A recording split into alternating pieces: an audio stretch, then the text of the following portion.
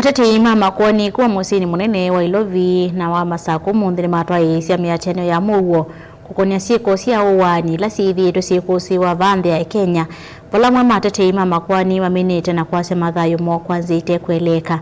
Musyini wa Masaku matongoiwe ni mwene kivila wa chama cha Atetei Makoani LSK Gladys Gishuki ni mumia witano kula kwa serikali ya Nthi ya Kenya kuendeea kwika ukunikilinika na kumanya Uuo na kunengane aki kwialamatiwe ni thayo amwe na kumosya matambia makimiao ala miokoni wa Syiko ni isu Caroline Munyoki na pauvoasu.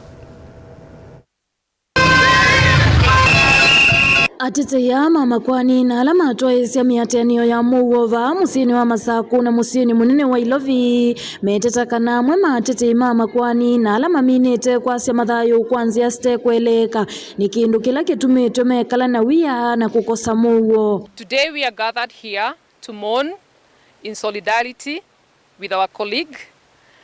We stand here not only as lawyers but as citizens united in grief, solidarity and a shared commitment to justice. Atetei Makoani ni mawetakana Esther Wairimu, Edward Muthe na Chalo Bobu maisye Mathayu mo kwanzia ila kuvikio na yusitaesa kumanyika vala yume kwenda misi ya Atetei asu Makoani enengwe akio. We have expressed our concerns with the deaths of Esther, Edward and even the unexplained death of Chalo Bobu, who was assassinated a few months ago. Oingi ni mawetakana Atetei Makoani mena haki ya kunengwa usesei na vayu mwe wailite kwithiwa aithinwa kana kutelemwa ila weweane wake.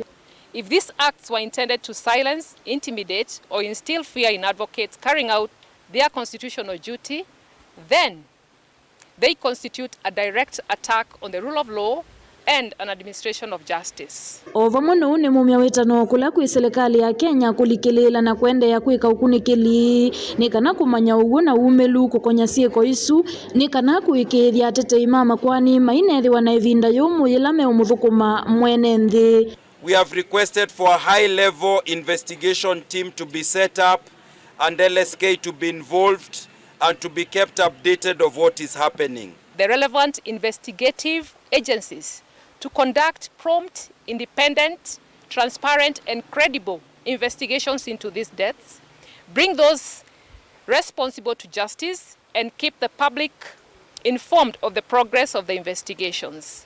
We also call upon the government and all relevant institutions to create concrete measures to guarantee the safety and security of advocates and all officers involved in the administration of justice.